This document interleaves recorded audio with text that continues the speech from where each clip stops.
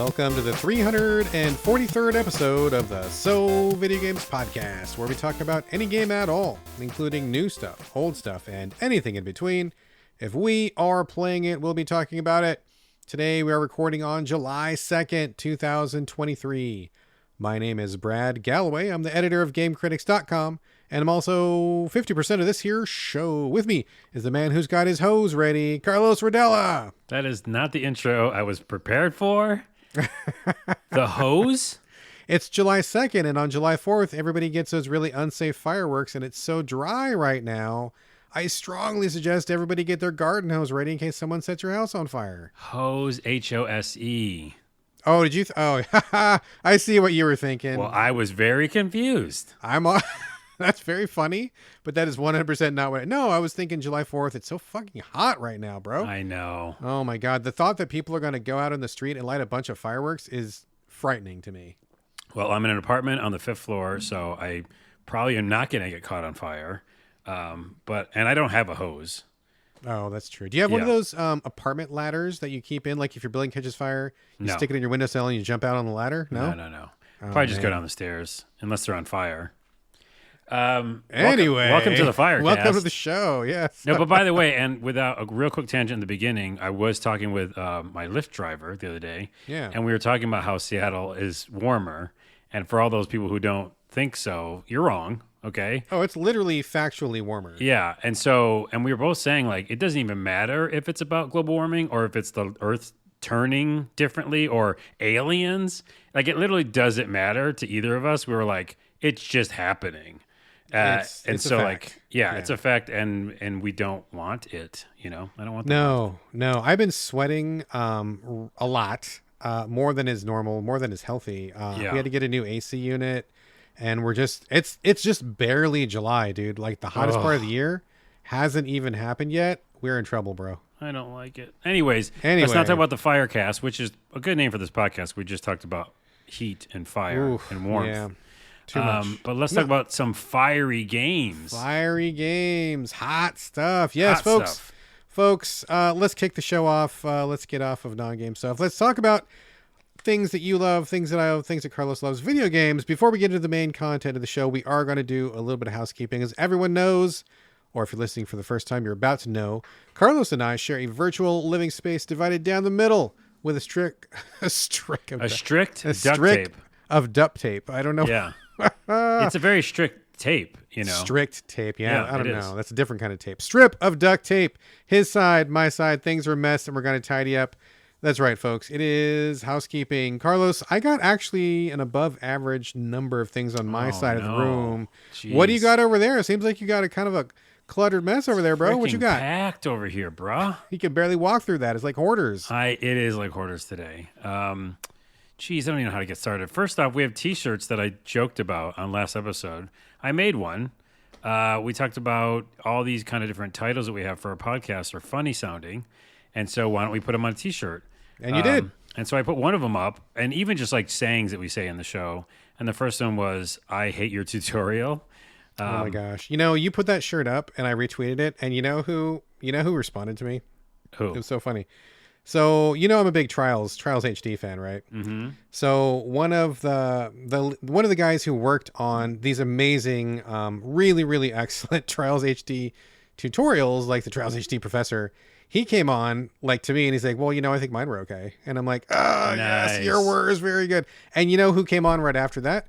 Was the creator of Trials. And he came on and he's like, yeah, I agree. Those tutorials are pretty good. And I'm like, getting served right on my, Wow. The very first tweet that we make about these shirts, I got served so hard. Their trials were good. Their tutorials were good. So I concede, but yes, it is a funny shirt. I'm going to order one today, actually. I was going to say, you still better order one just because. No, I'm going to. They struck fear in your heart. It was just really funny that those guys called me out so hard on that. Well, we're going to do another one that maybe isn't as harsh on tutorials, and we'll keep putting them up. If you could put the link in the show notes, Brad, that'd be great.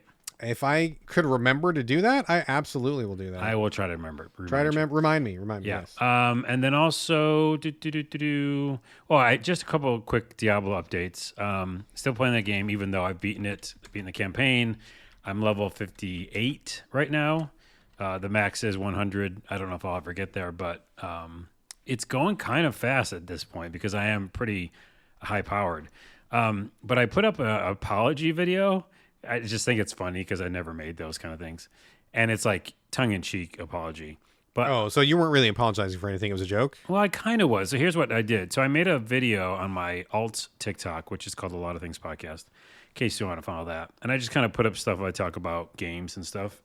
And that I don't mention on this show, kind of. And I talked about why does anybody want to grind, like I said in this show, I think, to 100, and you're just getting like incremental percentages higher. Yeah. And so then I made an apology video because I found myself later, that week playing like 20 hours of doing just that. So you were grinding. I was grinding and loving it because, and here's the thing, the asterisk and the caveat of my apology is they built a very good world. Definitely my broken record at this point. That is kind of like an Elden Ring where you're just always wanting to muck about and run around, find new monsters, find new dungeons. There's tons of stories, like little stories that people probably just skip. I know they skip it. I listen to those stories, little side missions. I skipped them. I just went to one though, and it was from a character from the campaign. And because people are probably skipping even some of the side missions, they don't know that, right? Yeah. And it was really good and kind of moving. And I was like, okay, there's extra content in here, and you guys aren't even like finding it. And by the way, that one, which I don't know the name of it, it gives you an amulet, the only kind in the whole game that adds life, like just straight life to your character. So I have like 800 extra life just from one amulet I got from one side quest. That's actually a lot of life in Diablo. Okay, I believe you. Because totals are like thousands or something, So, anywho, the long and the short of it is, I made the apology because it's a fucking great contraption. Like it's an addictive thing that they're not trying to addict me so I can spend money because I don't give a shit about the cosmetics, but they are doing a very good job of keeping me in their ecosystem. You know what I mean? Oh, yeah. Because of that moment-to-moment gameplay for me as a barbarian, and the way I dodge and roll, and I don't really roll, but I dodge and I move, and I'm not doing the whirlwind the whole time. It's actually fun to play the game. So that's good. I mean, that's a basic achievement that most games should strive for, right? Nice. It should be fun to play this game, right? But I'm saying it's even fun to grind a bit because it's not just about going up 1% of whatever. It's about being in this world and just like finding new shit. So. Yeah. Anyways, that's my only update that I'm still enjoying it. And you're like not going to go back to it, right? I don't know. I may come back to it if I'm feeling wild one night or something, but it's pretty much on hiatus right now. Yeah. All right. Well, I'm back in, and all the way back in. Oh, one more last thing. What? One last thing, and this is good for our audience to listen because it's kind of funny. But the Butcher, are you familiar with him in Diablo? He's from like the very first Diablo game, right? Yeah, he just shows up and randomly to try to like fuck with you, and he's in funny. Diablo 4 as well. I don't know if he was random in the other ones. No, he was the very first boss of Diablo 1. Oh, when you got down to like the first end of the first like floor or cluster of floors, he was the very, very first boss, I'm pretty sure. Okay. And people are saying that has to do with the cow level, because the people are trying to find the cow level in Diablo 4 right now. Yeah. Anywho, long story short, he randomly shows up in Diablo 4 just when you don't want to mess with him. And he has this like chain, he brings you back over like Mortal Kombat. And so in general, either you die or you run. And I am strong enough now that I saw him pop up and I was like, okay, motherfucker, let's do this. And I beat him. And it felt very fucking good. This is what I'm talking about. Little victories. That's cool. Yeah, that's cool. And then when I beat him, I was like, I got nothing. And I kind of was sad. I got like You didn't get a special weapon? I got legendary, but I didn't need it because I'm so strong at this point. That sucks. So then he popped up literally like, I don't know, 6 hours later, like the next day essentially. And I was like, already, motherfucker? And so I fought him again, and he gave me a harder fight this time. I beat him, and I got his weapon. Oh, nice. It was like the Butcher's cleaver or something. Yeah, I was going to say it's a big cleaver, isn't it? Yeah, and I was like, and that's one of my main weapons. Oh, no. Okay, so that's a good feeling. See? That's a good feeling. And, But they don't do enough of those things. Oh, yeah, I was literally going to say they got to do more of those things. That would get me back in for sure. Right. See what I'm saying? Like, that's why I want to tell that story, because I feel like if Blizzard does more of that, that'd be great. But B, there's some of that stuff in there. So That's cool. It kind of reminds me of like the Pursuer from Dark Souls 2, I think, is kind of like that, where he pops up and follows you. There's also, like Nemesis from Resident Evil or something like that. That's a fun little thing that happens sometimes. Totally. Cool. That sounds pretty cool. The Annapurna showcase happened. We both could talk about that for a second if you looked at any of those games. We will not both talk about it. You will talk about it, and I'll go, man, I forgot, and I was so busy I didn't have time. I wanted to I mean, if it counts for anything, Annapurna, I genuinely, in my heart of hearts, wanted to watch it. And in fact, I may still watch it after the show. You can. I just didn't get to it. Yeah, it's still available. It's still there. It's also very short. Oh, so, like half hour? Yeah, 30, 40 minutes. Yeah. Okay, that's perfect. So basically, a lot of these showcases are super long and you're like just inundated with so many games. This is like really spending a lot of time on one game and the developers behind them. It's really good and focused and whatever. So a ton of good stuff, but I'll just mention 3 quick things. One, a couple, it's a very endearing story, is working on a sci-fi, a kind of futuristic game, but they both love Mother 2. Oh, like Earthbound. Yeah, Earthbound. And so, that's their inspiration and it's sci-fi. I'm like all in. I mean, we need more of those for sure. Not enough of those going around. No, I don't think they had a name for the game, but the developer was M Games. Okay. Ghost Bike looked really cool. I saw Ghost Bike. Yeah, it was fun. And then Flock looks interesting, especially for multiplayer. I'm not that person, but if you want to get together with your family or just online, you like fly around as like a flock of birds. And it just seems like relaxing and cool. Yeah. And then lastly, the big reveal, which I'll spoil for you now. Go ahead. Yeah, please. A Blade Runner game. A new Blade Runner game. Oh, interesting. Is it like all new, based on a film? Like what was the inspiration there? Oh, I don't even remember the context. It just felt like an adventure game, and it was a new one. And I was like, oh, I'm in, Gotcha. All right, Anywho, cool. I will watch it tonight. I always like what Annapurna does. I may not love all their games, but I love what they're doing, and I love their approach and their originality. And I'm really glad that they're doing what they're doing in the industry. I mean, regardless of whether... I mean, I've loved a lot of their games. Not all, but like many of them. And I think that we need more people like them because what they are doing is adding like diversity to the field out there. And it would be a really sad state of affairs if we didn't have people trying the way that they're trying. Exactly. And they did a really good showcase. Everybody check it out. Okay. I have 2 more things, one small thing and one angry soapbox. So what do you have? I've got like some random announcements. You want to save yours for the end? Do you have any to do now, or what do you think? Well, let's switch it up. Okay, let's switch it up. Just a heads up that not this year, which bummed me out because I really would have liked to play it. I think coming early 2024, which I'm actually getting a lot of like game announcements for 2024, and I'm like, that's just too far away. But this one I'll make an exception for. Badlands Crew is coming 2024. So this is from Runner Duck Studio. I believe they've only made 2 games so far. First one is Bomber Crew for the Switch, which I love. I love Bomber Crew. It's so fucking good.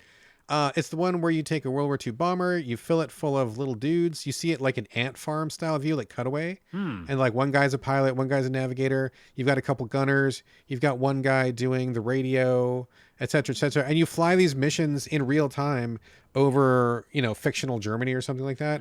And so like other planes are attacking you, but you're inside and you're like, oh, some guy gets shot. So you like put a bandage on that guy. You're moving your guys inside around the plane at the same time that you're flying out in the real world.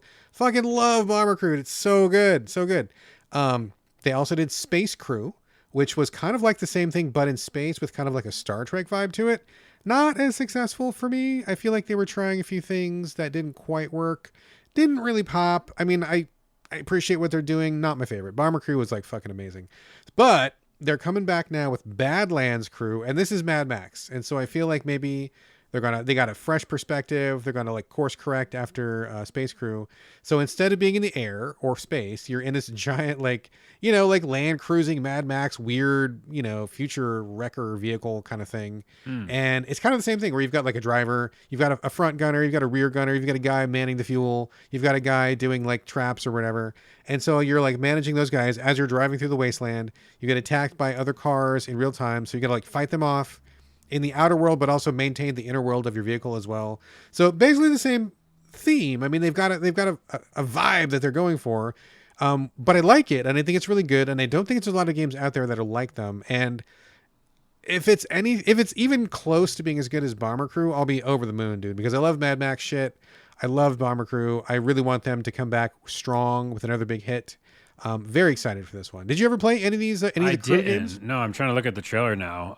It definitely has a certain art style that I wouldn't think is a Brad art style. It's not ordinarily a Brad art style. It's kind of the big head, little body kind of thing. Doesn't but man, seem the like gameplay so solid, dude. Okay. It sold me. Oh man, if you're gonna play anyone, play Bomber Crew. Bomber Crew is the shit. I love it so much. Well, if you want a wish list that you can now, and that's helpful for developers. Yeah, absolutely. Wishlist Badlands Crew coming, I think, early 2024, I believe. So. All right. All right, next thing I've got here is the very first DLC for Wolong Fallen Dynasty. Just came out a couple days ago. I forget what it's called. It's called something mountain. I forget. It doesn't matter. Doesn't matter what it's called.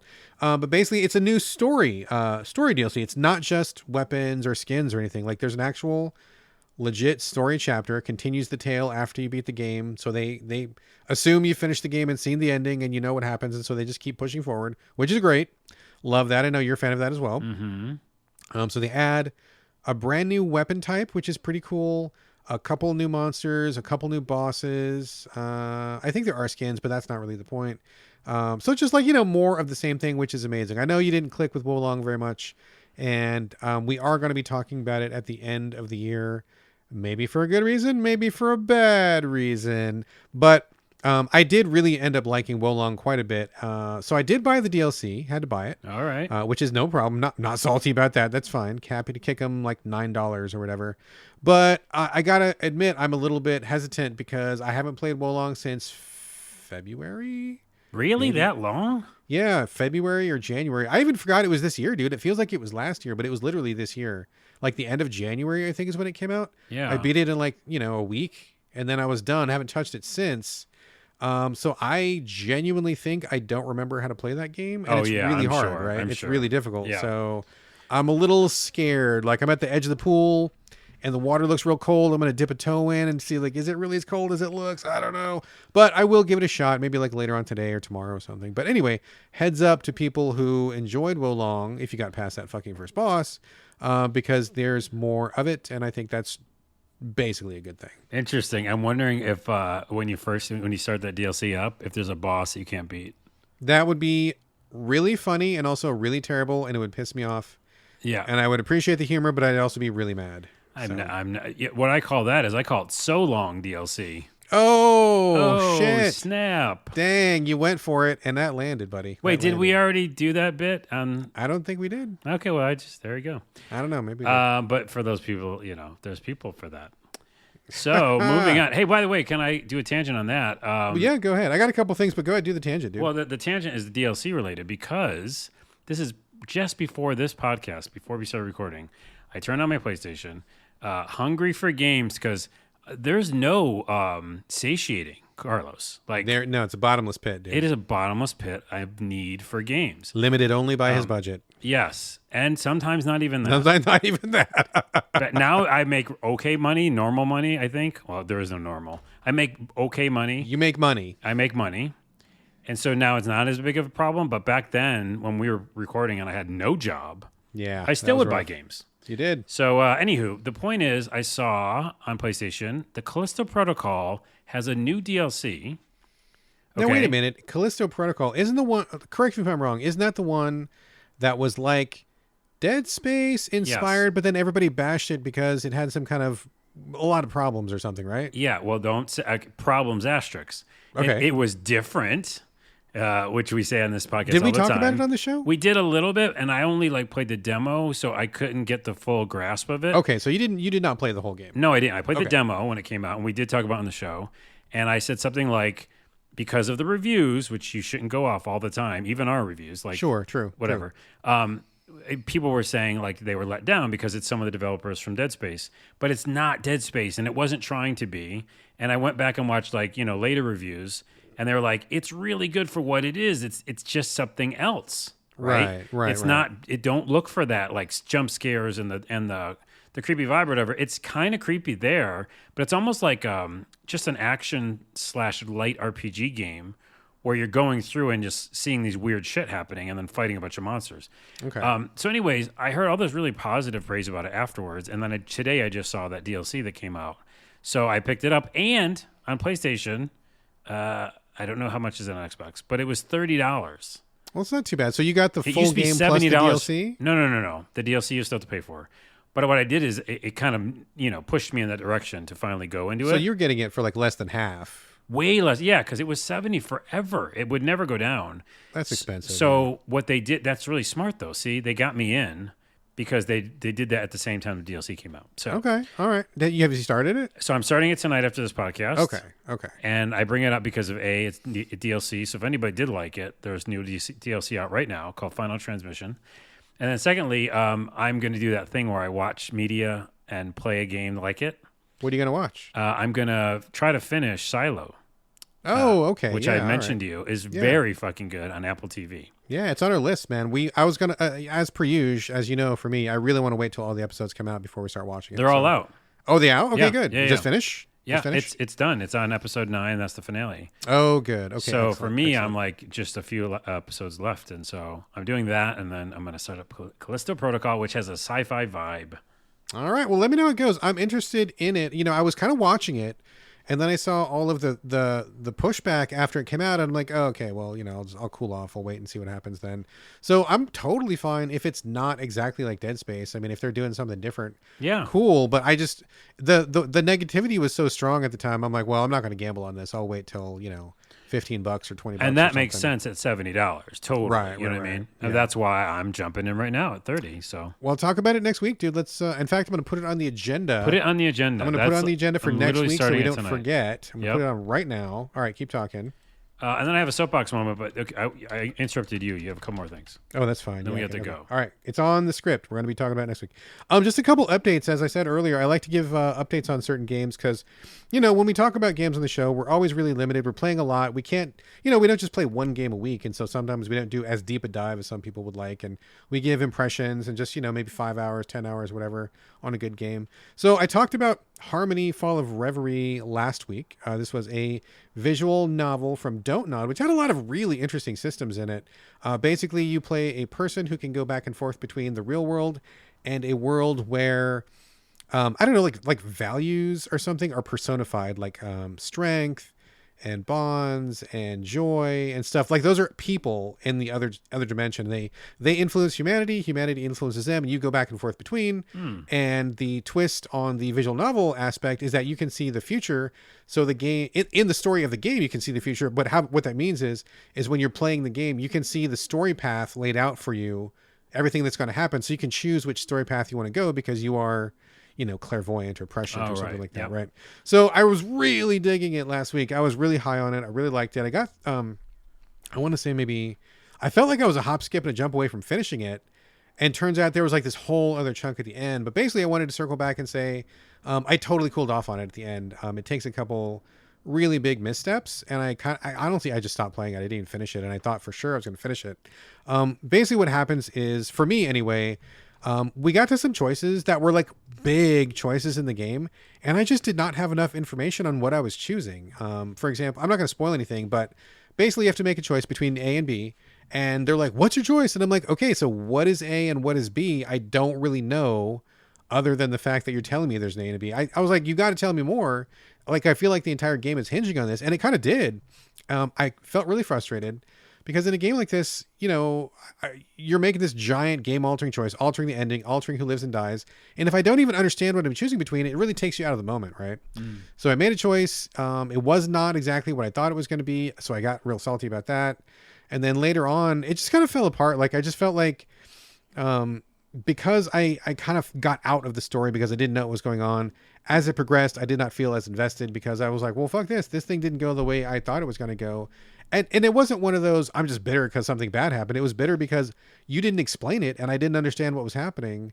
So I feel like I just kind of got railroaded, and that's not how you want your player to feel. Like, and later on, as the game progressed, I could see some choices that I couldn't choose, and I wasn't sure why I couldn't choose them. So the game was not surfacing to me enough what the factors were. And I felt like I was like, well, I wanted to do this thing, and I was able to do it before, but I can't do it now. How come I can't do it now? I don't know why. And so it was like losing me. I don't know if they lost control of it because there was like too many branches at the end or what happened, but it was so tight and so great for like first half, super solid, loved it, super in. you got to the 3/4 mark and I'm like, oh, I don't know what's going on. And then it just kind of lost me. So Dude. yeah. Oh man, I'm so disappointed, dude. Like up until that point, I was like, oh, this might be a top 10. This feels pretty good. I'm digging this. But boy, they really stumbled so hard at the end. That was disappointing. It's like shows. It's like movies. For me, it's like my comedy sketches. Like sticking the landing is hard. Right. It's very hard. Yeah, it's very hard. I just wrote, and I'll tell you this little inside tip: the new sketch that's going up probably later tonight, because I haven't done one in forever. Is Starbucks? Oh, this sketch will be lost on you.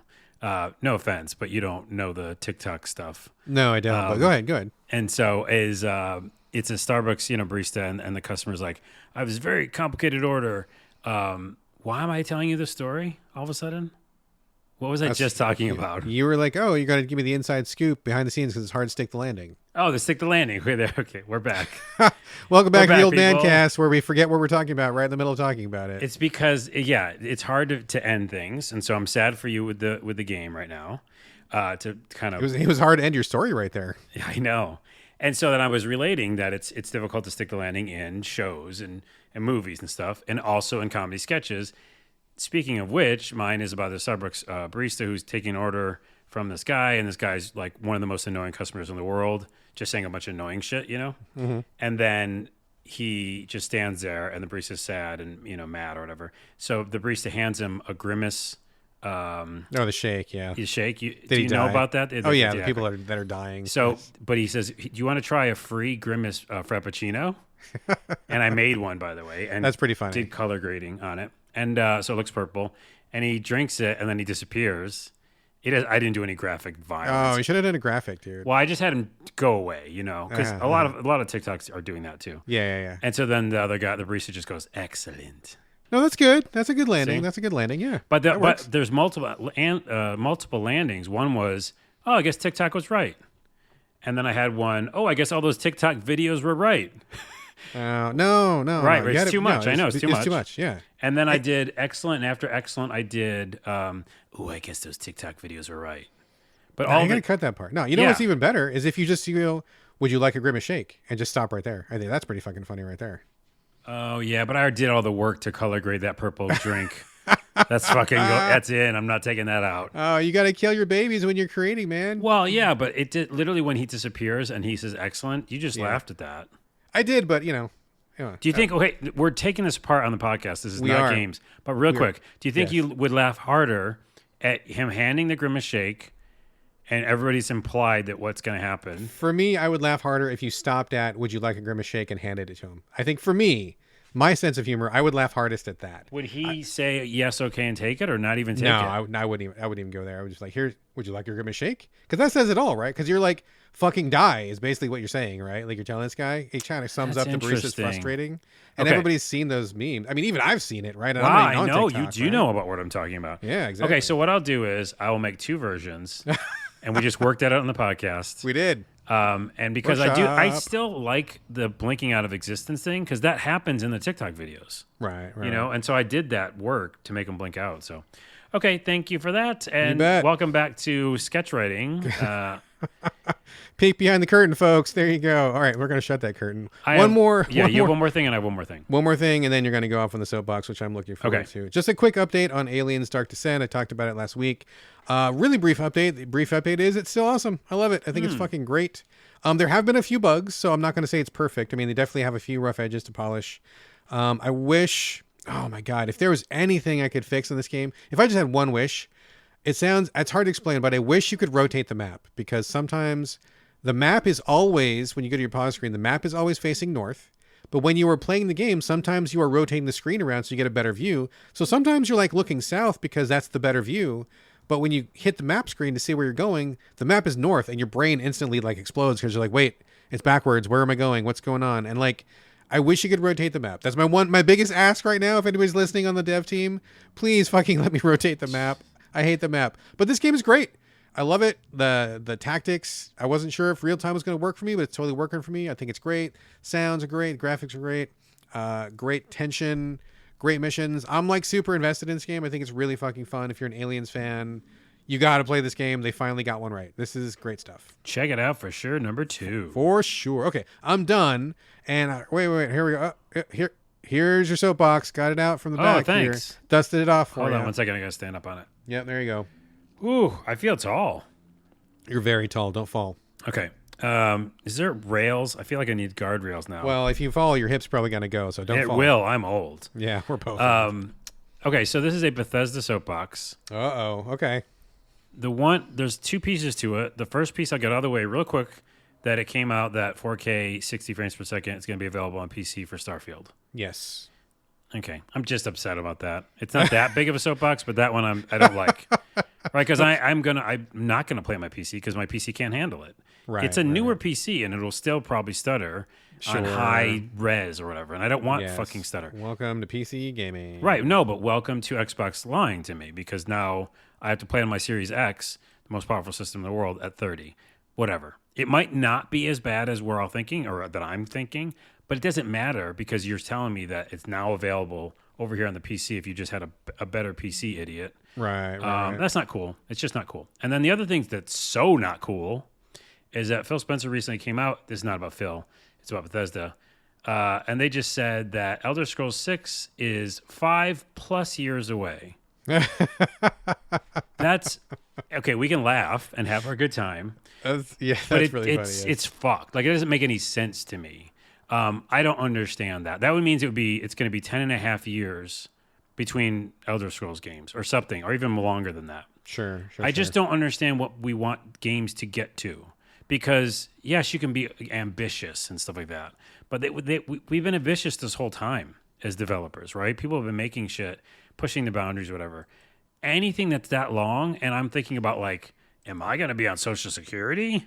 Like, am I be an old person? Will I be young enough to play this game when it comes out? Yeah, my thumbs are going to be achy. I don't know. Maybe you don't have a problem with it. I think it's ridiculous. And what I'm thinking is, and why I bring it up on my soapbox, it's pointing to an industry problem of, like, game industry, what do I want to call it? Bloating. Like, yeah, you know, it's like it's bloating up this game to be all these things, have so many systems, have so many people working on it. And as you know, any company is difficult to rein people in because you have so many different people working at different things. Then someone, enters a bug somewhere and now the whole thing's fucked. Right. It's not lean and mean and making a game quickly. So I just hate this. I hate this, what it says for Elder Scrolls, because I want to play a new one. And then I hate it because it points to this longer life cycle of games. Well, you know, I really fully agree with you. But I think it's not just games. I think it's also movies. I think it's also TV. Like, it's also music even. It's also books even. It's probably the least music though. Because I've like followed all these artists. They'll like drop a single, and you can just drop a single. Sure. You know what I mean? So I think that's the least problem. I mean, probably true, but I'm thinking of like how tough it is for, like following certain artists where their last album was really solid, but it didn't sell 10 million, so they get dropped immediately. Like if it wasn't like this giant home run or whatever. I mean, whatever. I'm not a music expert. We'll put an asterisk on that because it's basically not like that anymore. Like you live and die in your singles. So sure. So we're gonna pause on that. I'm definitely. I fully agree. I am not a music expert. I've only just very little knowledge, but seeing how the industries are going, I think that's kind of like an infection that's hitting everybody. Like everybody, like for example, movies. Every movie has to be this giant. If it's not making $50 million in opening weekend, it's a failure. Yeah. And it's like, okay, I was literally just talking to somebody about this like an hour ago. Like, so where it's like, back in the day, the thinking was studios are going to put out 10 movies a year, and maybe one of them will be a home run, and a couple of them will lose money, and the rest kind of like do okay, and that's fine. And they're going to take their shots.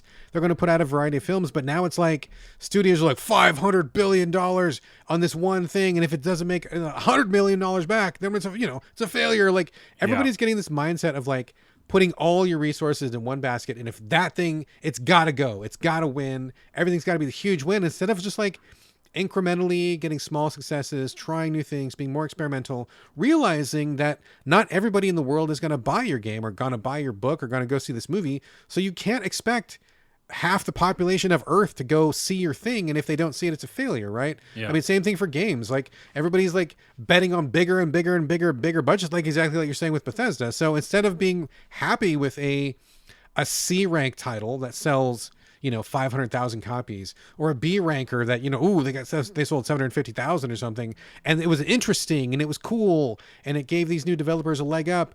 Instead, it's like it's got to be like the biggest thing on Xbox. It's got to be the biggest thing on PC or Nintendo or Sony or whatever. Like we need to just get away from the go big or go home mentality and go back to not everything has to be the world's biggest thing. We can have a modest success, still a success, but it doesn't have to sell to every single person on Earth. Like we need to get out of that mindset for sure. And what's funny is that we have both, right? So we have like obviously indie games, we have indie movies, we have indie industry everywhere, and it's where some of the most interesting shit goes. Yeah, for sure. But I just feel like the bigger companies, or the bigger conglomerates, or the bigger studios, they waste their talent because there's those great people working in there too, right? But they're stuck. Like anybody who's at Bethesda right now is kind of stuck. Yeah. They're lucky that Starfield's coming out, so they can, just get right to work on Elder Scrolls if they have to be working on it already. But yeah, I just think that that's what it is. Like the people that are trying to create. Of that, dude. Like, I'm going to work on a game that's not going to come out for 5 years. I mean, honestly, you're probably fucking sick of it by the time the thing comes out. And it's got to, there's got to be bugs or whatever. It's got to be big. If it doesn't be big, then the whole 5 years were a failure, or the bosses are going to hate us. Like, I mean, that's so much pressure, dude. Like, why would you even want to do that to yourselves? It's so crazy to be in the blockbuster business, Yeah, and blockbuster business for games seems just frustrating to me. Anyway, so I'm glad you're on the soapbox with me. Yeah, for sure. We can put it away now, but yes, that's our 2 cents. All right, I got nothing else for housekeeping. You got anything else? No, let's shut the doors, get into a few games. All right, let's talk about the actual games of the show. All right, main content here. Let's kick it off with you, Carlos. Soulvars? Soulvars. I feel like I saw this somewhere, but honestly, I don't remember a thing about it other than I let it go by. It didn't catch my interest for whatever reason. I don't know why. Remind me what this game is. What are we talking about? I think it did here? show up in a showcase recently. Probably did. Yeah, and I feel like it was one of those indie ones. Is this an anime game? No, it's like a card deck building, turn-based RPG, sci-fi-ish. I'm going to look it up because I don't know why I don't know about this one. Okay. I think it was in one of those like E3 related kind of shows. And I remember them talking about the developer saying that they worked on this game as a mobile game, but it wasn't one of those, monetization things. It was a pay game, right? For your phone. Gotcha. Oh, okay. Right. And so they decided to bring it to Steam and also, consoles. So it's out on everything right now. I played it on PlayStation. There's a demo on Steam. It's all affordable. They're like $12, $13 game, which I'm sure is around the price it was for mobile. But they added some, extra stuff, I think, for the console. And, man, I want to like it. Here's my upfront. I don't love it.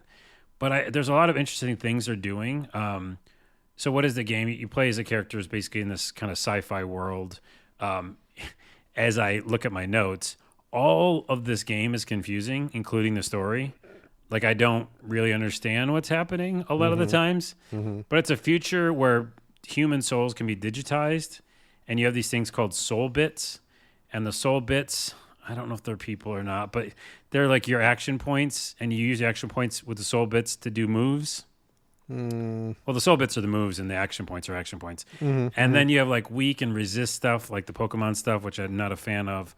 And then you have abilities, and then you have gear. And the whole idea is that you're in the sci-fi world, and these gates are opening up, letting out monsters. And you're like part of the crew of people who go in, like a freelance person who goes and kills monsters. That's all you have to really know. But there's a lot of story in this like cityscape world sci-fi that you're in, and I don't understand a lot of it. And the worst part is that the minute I started the game, and talk about tutorial, not too much story up front, it jumps into the menu and there's a glossary. Oh, no. And I was like, no, I want to run away. So the actual combat is what you're here for. Because remember, this is a mobile game. So I think it was really just focused on systems. Like this is just a systems game. Keep yourself busy probably while you're on the phone, you're on the, in the bus or whatever, on the train. And I think that's what it was made for, because when I'm playing my console, it feels that way. It just feels like a a game where I go from battle to battle, battle to battle to battle, light story, you know. But how it plays out is it's basically a grid map, and it's all 2D. So you go from one screen to the next. So one screen is an enemy, beat it, go to the left or right. Then when you pick a direction, in that new area, you have like a vending machine. You can get health items. There's people to talk to for story, in quotes. Or there's bosses. And you go to the left to the right, up and down. And you're basically going through this grid map and fighting monsters that come out of soul gates. That's the game. It's very confusing. I don't like that it's so confusing because when I saw it on the showcase, it seemed much easier. And I don't know if I love it because I really enjoy the combat, which is you take these action points, you take your soul bits. There's over 100 different moves because you basically collect these moves. So like one could be a kick and one could be a punch and one could be using your sword. One could be a flame thing. And I like that you have all these kind of things at your disposal and you're kind of getting them all the time. And so you have a couple action points and you basically pick the ones you want to use and then you hit go and the character just, animates and goes and does all the moves together. So that's the game. Does that make sense? Did I explain it well? I mean, I don't know, man, because I haven't played it. I'm looking at the trailer right now, and I immediately remembered why I did not pay more attention to it. It does look pretty anime in some ways, and it just looks like a whole lot of menu stuff, a whole lot of like stuff on screen, a whole lot of busy work. Like nothing about this game is like telling me, yeah, give me a try. I'm a really fun game. It looks like a lot of like stuff, like a lot of stuff. It's a lot of stuff. That would be the best review for it. I don't mind the anime look myself. It's just more the I wanted to see if the combat was fun. And here's the thing: when you get it right, it is fun. Are you just like menu selecting? Is it real time or what? Yeah, it's turn based, so it's just menu selecting. But okay. But you're watching the animations, and there are like so many moves, right? Like so, one I did, you can do combos. So I pick sword, then kick, then like debuff myself or whatever, and then you just watch it all happen. So he jumps and does a double flip, kicks the guy, pulls out a sword, does a sword move. You're watching all the damage, and I'm like, there's something here. It's very satisfying. Slow-mo, too. So, like, when you're hitting him with your fist, it's like slow motion, and then he dies. Like, all that stuff feels crunchy and good. And then I don't know what the game is. You know what I mean? Like, I go back to the world, and I go, if I play a little longer, maybe this big story thing's going to happen. I feel like it's not. And I feel like all of it's in the glossary. Let me ask you something. Okay, tangent related. What is that one Square Enix game? Oh, The World Ends With You. Is this even remotely similar? It looks like it reminds me kind of The World Ends With You. Is there any similarity there? It is, but that's an action game, I think, isn't it? Or is that? I mean, it kind of is, but yeah, but like the same. It looks kind of similar. Like all the menus, all the little doodads, and all the menu screens and stuff. It's kind of giving me that same. It's different. This is way different because it's like the idea of deck building, where you're like collecting these things to use. That's true. Okay. And it's really about your kit, like loading up what you want to do and how you want to do it. Gotcha. And then watching it play out is really satisfying. So every time I go, I'm done with this game. A glossary or like something happened just now and the story happened, but they didn't tell me like a really crucial part, and I had to go to the glossary to find it. And I was like, fuck this game. And then like late at night, I loaded up and I'm like, I just want to punch a couple more things though. There's something about it. Your dirty little secret. It is my dirty little secret. This is what this game is. It's a lot of stuff. That's my dirty little secret. Because it's really fun to do the punching and kicking and sword stuff. And the moves are really fun and how you put them together. So I don't know what to say. I just feel like I'm confused. Well, I mean, sometimes games like this are confusing. There's many games that I've played where I definitely see something there, or I'm vibing with a certain part of it, but other parts are just like, I don't even like this other part, but I kind of like a little bit of it. I don't know. I mean, I'm looking at it. I don't think this is for me at all. And it seems like it's maybe for you, maybe not for you. A bit of it is for you. It is late at night when I'm feeling bad about myself. You've had a couple drinks, got a little self-esteem going on. I got the thing of ice cream out, just drinking ice cream in one hand, Soulvars in the other hand. Soulvars in the other. Yeah. Oh, wait, that's a good title name. What's that? Ice cream in one hand, Soulvars in the other. That's kind of funny. That is pretty funny. But someone else in the reviews said it plays like Digital Devil Saga. I don't think I ever played that. I have played that one. That's one of the offshoots from Shin Megami Tensei, I believe, back in the day. It's been a while, but yeah. Anywho, I think if you're a deck builder fan and anime and pixel art and slow motion kills, sure, and combos, like all that's pretty good on paper. But just like literally you can't go in for the story because you'll get lost. And I keep wanting to find the through lines, and it's tricky. So, but if you're just going for the mechanics, it's fun as shit. All right, that is Soulvars, and you're playing on PlayStation? PlayStation, but it's on pretty much everything. All right, let me talk for a minute about Boo Party. Boo. Boo Party, boo. So this is coming from the same developer, I believe, that did Crawlco Block Knockers on the Switch. I don't know if you remember this. Oh my goodness, I don't, but that's a funny name. It is a funny name. It was actually a pretty good game. It was Crawlco Block Knockers was notable, not only because it was a pretty good little actiony arcade game, although it got way too hard at the end, but it was one of the most sexually explicit games I had found on the Switch.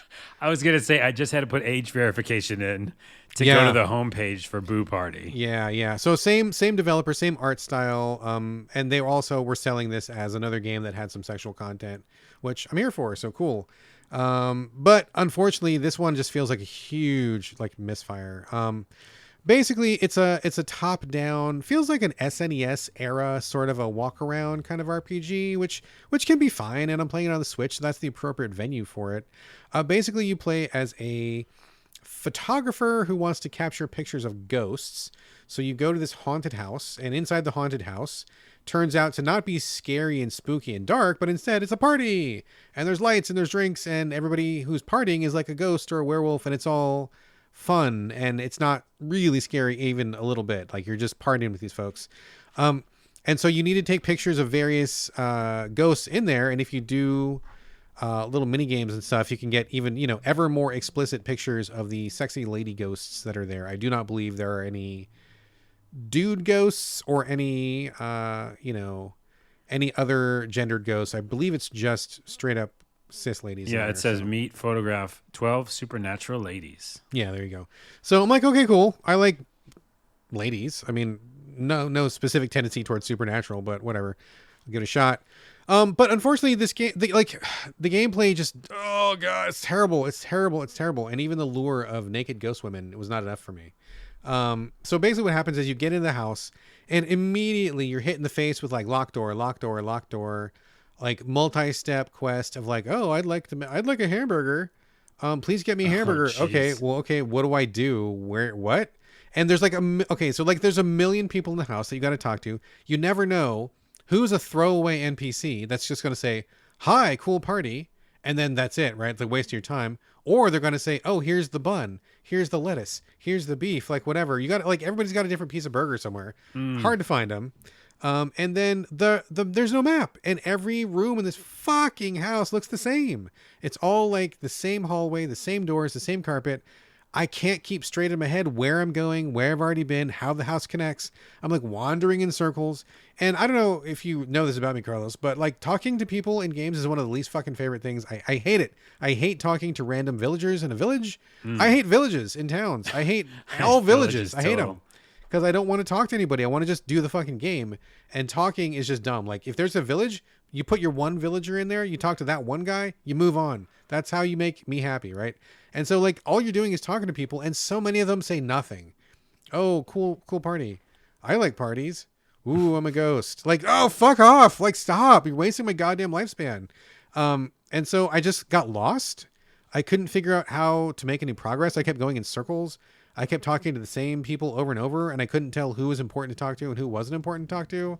And I got so frustrated, dude. I was like, I don't care what kind of porn you got going on in this game. I do not care. I'm out. And I just got, it's just like, ugh, why did you do this? Who made this? Why'd you think it was fun? Yeah. Like, what about this did you think was fun, dude? Like, you should have just like let me get straight to the mini games or make the house a lot simpler. Give me a map. Give me anything that lets me just play through this game like in a more linear fashion, because I got so frustrated so quick, dude. And like I heard a lot of the other people after I got done with it, did not finish. No way.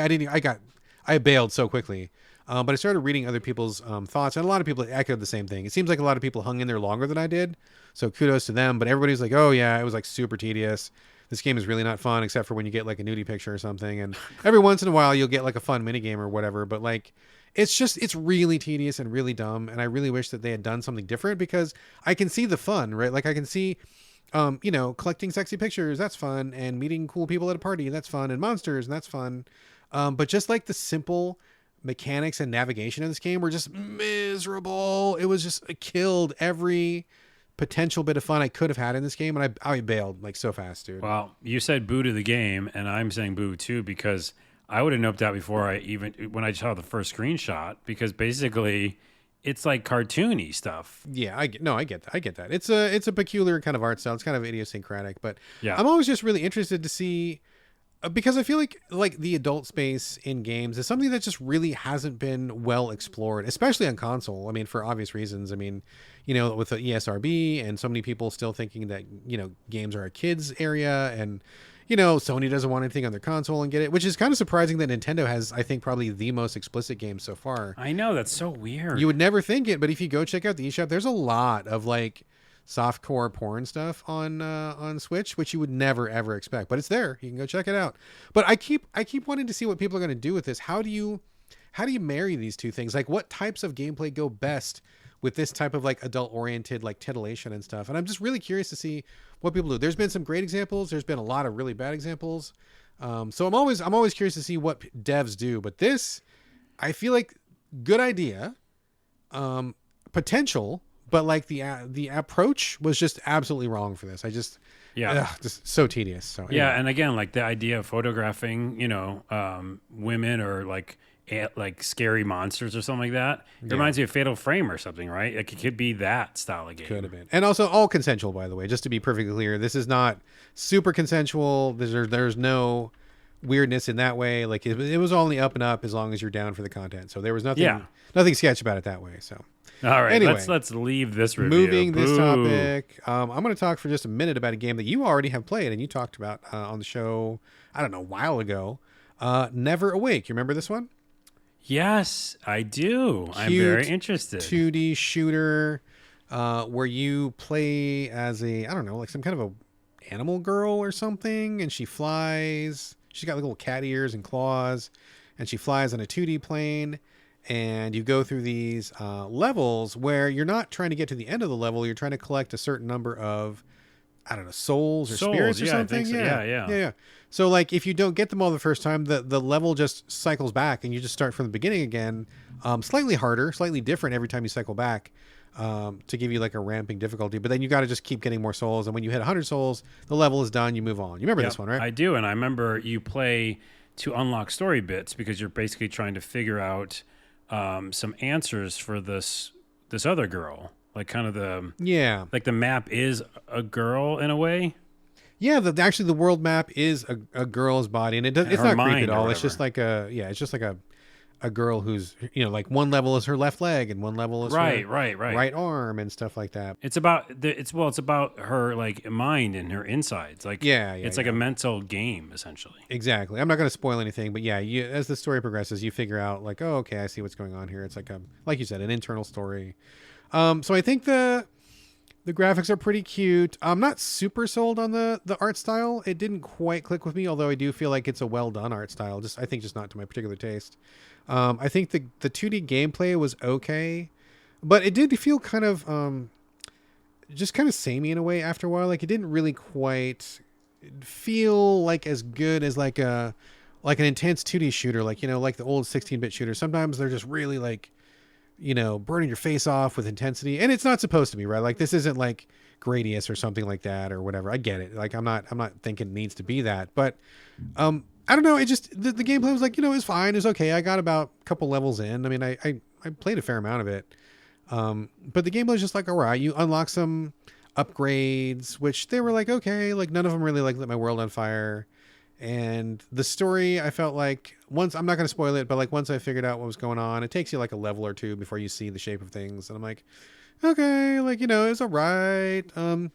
It's just okay. Like, I think it's okay. Chill. Yeah. I think it is okay, but isn't it relaxing though? Kind of. It's kind of relaxing, but also kind of, I think also kind of boring, dude. I think because I just didn't feel invested enough in the story. Like if the gameplay was tighter, I wouldn't have cared about the story and I would have played the gameplay. Or if the story was better, I would have put up with the slightly soft gameplay for the story. But each one is kind of like in the middle. Not bad. It's not bad at all. There's nothing bad about this. I mean, I think you could easily buy a worse game it just didn't light my world on fire. It's fine. Yeah, I think it's kind of for me it was like a shooter that I was liking because it wasn't about beating the bosses. Yeah. So that's part I liked, and in general it was a relaxing thing. I agree with that. I think the story could have been, more forefront or whatever in the front of the thing. Yeah. And the way they tell it too is kind of like anime cutesy in a way that I kind of find obnoxious. I'm not like a super fan of the main character of the game is portrayed as like really like childlike in some way, and that to me was kind of a turn off. I was like, it's just her script wasn't great, so yeah, not my vibe. And there are bosses, to be clear, there are bosses eventually, but it's okay. I think if you look at a screenshot and you like the way it looks, you probably will like the game. It is very much what it looks like. So yeah, it's not bad. It didn't click with me. Didn't finish it, but I didn't think it was bad. All right. Yeah, there you go. NeverAwake. Not bad. Yeah. NeverAwake. Not bad. Yeah. All right. Over to you, Carlos, for Noob.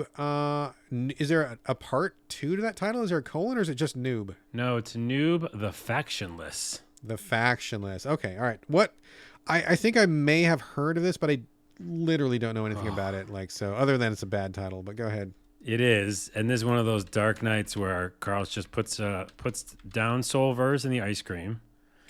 And it's one of those nights when you're feeling even more shame than that. Yeah. It's around the same level, and I'm like, I'm gonna buy a new game that I don't even know what it is. That's what I'm gonna do. Did you close your eyes and just hit the store and just push the button a bunch of times? No, I've been watching this for a while. Man, okay. I've seen it in pre-release, and that comes up in the window when it's gonna be released, and then So, man, oh man, I just thought I'd give it a try because the description of it.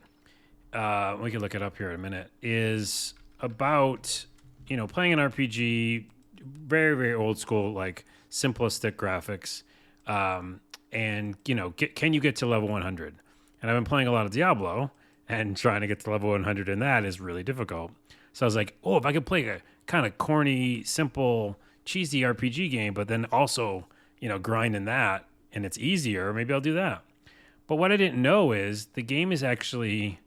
I don't know who its audience should be, but it's kind of cutesy graphics, which I'm sure you hate. I hate the graphics. Hate them. I'm not in love with the title art at all. No. And the in-game graphics are very like, not pixely, but like, what's the word I want? They look like low poly, like very low poly. Exactly. Yeah. Yes, that's what it is. And so you're like, okay, do I want to play a game like this the whole time? I don't know. But what is interesting about it, I'm not sure if I'll keep doing, but is much more interesting than I thought, is that it's about two characters. I guess you play as both of them. I don't know if you ever get new characters, but you play as two people in the real world. So think like Earthbound, right? So it's like the regular place, and these two people are there and they're home or whatever, and they go to the store and they're talking to people at a game store about an MMORPG. And so the whole game is you are these characters who go home. And by the way, they bought the game and because the new expansion is coming out soon and they wanted to get grind in it, It sounds like Dot Hack. You ever played Dot Hack? Yes, it's like Dot Hack, but it's much simpler. And the funny thing is I screenshotted it was when I got home, these characters got home with their game, they were installing it. So I was like playing a game about people installing a game, which is pretty meta. It is meta. Anyways, when you finally get in the game, I think that's the most of the game. I don't know how many times you're going to pop out or if you do it all. But the characters in the game are talking like it's a game. They're talking like people who are playing a game. Yeah. So that's why it's different than Dot Hack. I feel like Dot Hack, you like all those characters kind of just gave over to the fact that they're in this other world. Is this game French? I don't know. You should look up the developer. I'm looking it up right now because I'm looking at it and I'm getting a weird feeling in my tummy right now.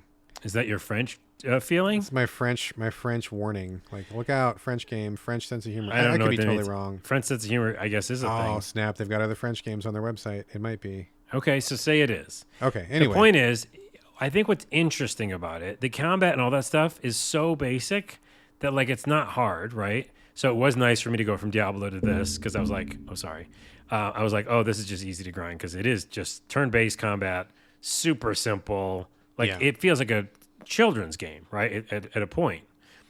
And then there's levels because the idea is you're supposed to grind and stuff. But it's not really about that. I think the whole game is about the meta, because I could like beat a whole thing and like we see these characters come by, and probably a highlight for me was a character comes by and it's like, oh, that's a player killer, you know. But then they like described what a player killer was. They said a PK, you know. Yeah. And they're like, oh, that means player. And I'm like, is this for kids? Because even kids know PK, you know. They probably know better than we do. Yeah. And so I was like, who are they trying to tell this to? But what was cool is the player killer came in and he's like, oh, I'm level 100 and you guys aren't there yet, you know. So here. And he just killed us. And then we were ghosts and we had to get resurrected. And I was like, that's kind of cool because they're playing with the meta, you know, and they knew that. Yeah. So anyways, I know you're all the way out like immediately, but for those at home listening, I want to be frustrated by all of its simplicity because it's like the most basic ass RPG in the world. But what's interesting, and I am still playing, is that I keep wanting to see what they're going to say about the real world shit. And they don't stop doing it, my point. It sounds like this game lives or dies by the cleverness of the script, right? I mean, if you're describing really I mean, I'm looking at the graphics on Steam, basic as fuck. I don't like the graphics. Yeah. I don't like the title, and what you're describing is this meta commentary. So, I mean, it really is going to hang on. Do you guys have something to say about this, or are you simply observing that this is a thing that happens, and that is how you're presenting a very basic ass game? No. If they don't have anything other to say, No, it's not that. other than that. Yeah, I cut you off. But No, yes, it's fine. Let me give you an example. Is the NPCs, one of the first NPCs they meet, both of the characters who you are, remember, these people in the real world. Yeah. They go, oh, these guys are annoying as fuck. Like, this is the worst NPC writing ever. And I'm like, okay, I love that. You know, I love joking about, you know, the writing. But is it funny? No. To me, you know, so it's like, to answer your question, they're doing it, but are they doing it well? I don't know yet. But they are doing it, you know? So you'll have to fill me in because I know comedy's hard. If this is indeed a French game, if I am correct, the French sense of humor is very particular and different. Their cultural humor is very different. So this is absolutely not something I'm going to take a gamble on. But let me know if they do something with the script other than simply acknowledge that this is what the game is and proceed as normal. That'd be a bummer. Yeah, I feel that they're going to they're leading to something, and I think that part is what's pushing me forward. So all right, I shall await your further information. And on Steam, it's got very positive reviews, which is I wouldn't even think that by looking at the artwork. That means nothing to me, dude. Well, it means something. Anyways, French. Oh, by the way, French Noob series 10 season for now are great. Oh, this is a bad review. Great. I mean, as in I can't understand what they're saying. Oh, so is this a French IP? Is this it might be a French IP? Okay. That would make a lot of sense then. That reminds me of Dungeon of Nahulbiuk or whatever. I don't know how to pronounce that. That was a French game that came out, and that was based on a French IP, which was about like a playoff of JRPG tropes. Kind of sounds similar to this one, except that was more of like a Diablo-like top-down sort of a thing. And I bounced off that one so hard. Like, it just did not click with me even a bit because it was trying to be funny, and I just did not find it funny like at all. And they didn't really have anything else to say. And it sounds like this one is, just kitty corner from that one. It sounds like very similar in many ways. It kind of is. And I am frustrated at the fact that it might be based on some other IP. But someone said in a review, it's a very interesting concept, the thing I said. Sure. But poor execution. And then the problem is, someone said, it feels like whoever made this game has never played an MMO. That's not great to hear. That's a problem. Because, it just feels like it's like Noob is in the writing, too. Like, it's like Noob is like the whole game is Noob, you know? Yeah. The whole game is Noob. That's a pretty good title, too. Yeah. Anywho, I don't know. It was one of those late nights. I was eating the ice cream. Sure. I feel bad about myself, even talking about it in the show. I feel like a little, a little dirty. Guilty and dirty. A little soiled. Yeah. But because you know what happens when you make bad decisions, sometimes you double down on them. That's true. Sometimes you just got to lean further in. Yeah. Hopefully you make it out the other side. You never know. So. I might go back in. We'll see. All right. Let me talk for a minute about... I feel dirty now. I feel more dirty. I kind of do too. I think some of that filth rubbed off on you. It rubbed off on you. Yeah. I'm going to talk about Bookwalker, Thief of Tales. Can I guess, is it on the Switch? It is on the Switch, but it's on everything, I believe. Oh, okay. It's on everywhere, yeah. Sorry, I'm being a dick. Where did I play it? I played it on Xbox, but it is on the Switch. I think it's. Oh, you I played think it it's on everywhere. Xbox? Okay. Yeah, play on Xbox. So this is by the same people who made The Final Station, which I loved. Do you remember The Final Station? I do. I think you liked it more than I did. Yeah, I remember it was too stressful for you. You didn't care for it too much. I thought it was great. Loved The Final Station. I didn't realize that when I started playing this, but there's a vibe. There's a certain vibe to this, and that I was kind of picking up the same kind of vibe, which is good. So this is a really, really interesting game. Interesting premise. Basically, this is in some kind of like alternate reality where the main character is a writer. He has committed some kind of crime. It's not really clear what he did, and the government is like, in punishment for your crime, we are putting like a mental block on you for 30 years. And so you will not be able to write stories. Jeez. And the dude's like, what? Oh my God, I'm a writer and I need to write stories. And you put a block on me. And that's the thing that happens in this world, right?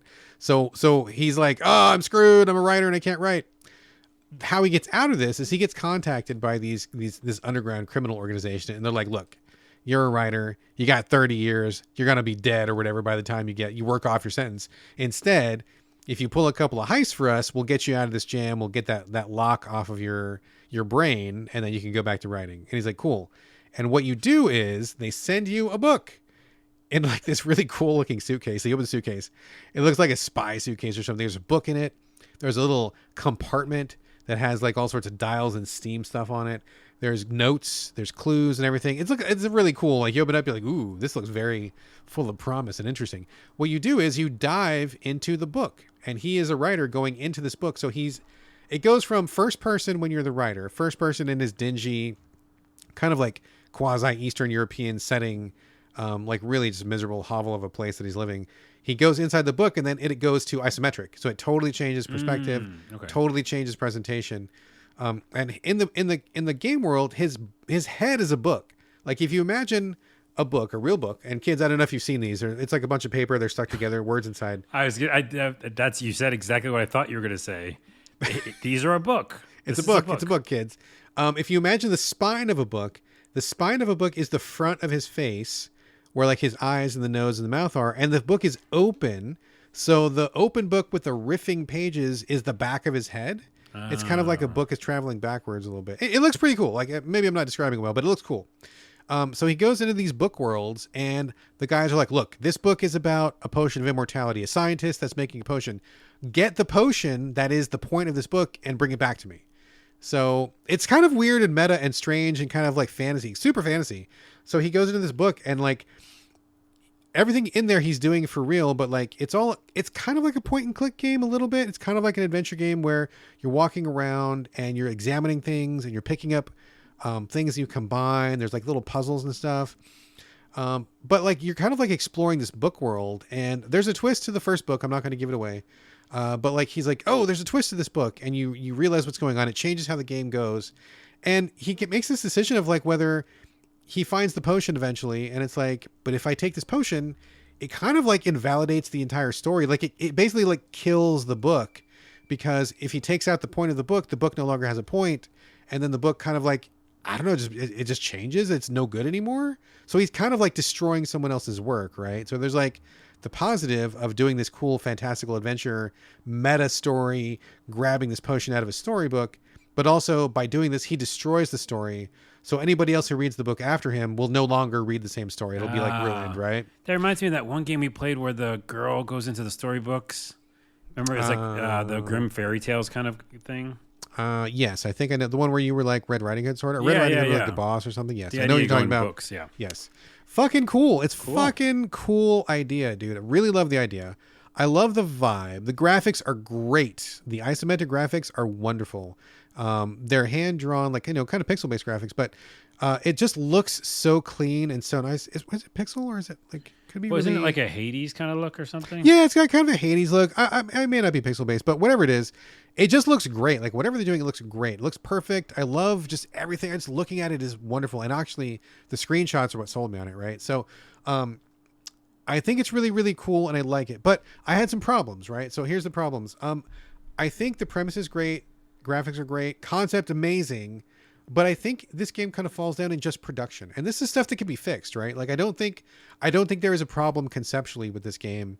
I think the game is in how they made it. So for example, I'm playing this on Xbox. When you move, there is kind of a lag where it's not a one-to-one movement. You push a direction, the guy starts walking, and then you have to like let go of the stick, let him stop and kind of like reorient, and then you got to move the stick again before he can move again. It's like you're not just moving him around with the stick. It might be difficult to explain, but like when you play it, you're like, this is wrong. Like, why is he not moving where I want him to move? What's going on? Like, why do I have to let him pause for a second to like change directions? It feels bad, and it's really irritating. I don't love that. No, it's bad. It's real bad. And it's such a basic interface problem that you're doing it constantly. So you're constantly getting irritated by this weird sludgy movement. They gotta fix it. It's not acceptable. Also, the UI needs some work.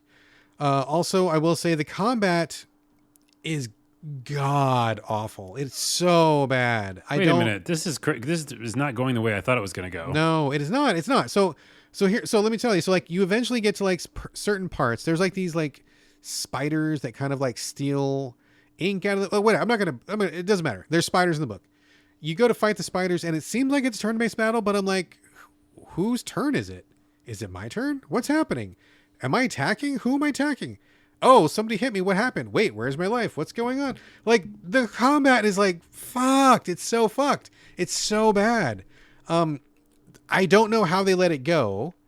Everything about it is terrible and wrong. And like within 30 seconds, I could have told them 10 things that they needed to fix about it. So it's awful. I died like the first 3 or 4 times because I was just like struggling. I'm like, how am I supposed to beat this combat? What's even happening? I eventually got through it. And to be perfectly honest with you, I think they put it in as kind of like just to give you something to do when you're not just always solving puzzles, right? Which I appreciate because puzzles can get old after a while. You want to change it up a little bit. But this is miserable. It's miserable. Yikes. Yeah. So I tweeted about it on Twitter when Twitter was still working. And the developers hit me up like, I didn't even send it to them. I was talking about it in general, just to my followers. And the developers must have been watching. They're like, oh my God, we're so sorry. We had a day 1 patch. It didn't go through. We know there's problems. We're trying to get it fixed ASAP. And I'm like, cool, man. Cause like, look, I dig your vibe. I dig your concept. I think this is a fucking cool ass game, but it feels like shit to play. And that's a problem. So I bounced. I'm like, look, I'm going to bounce right now, but please let me know when you fix it. Cause I would love to come back to this. I think this game has major potential.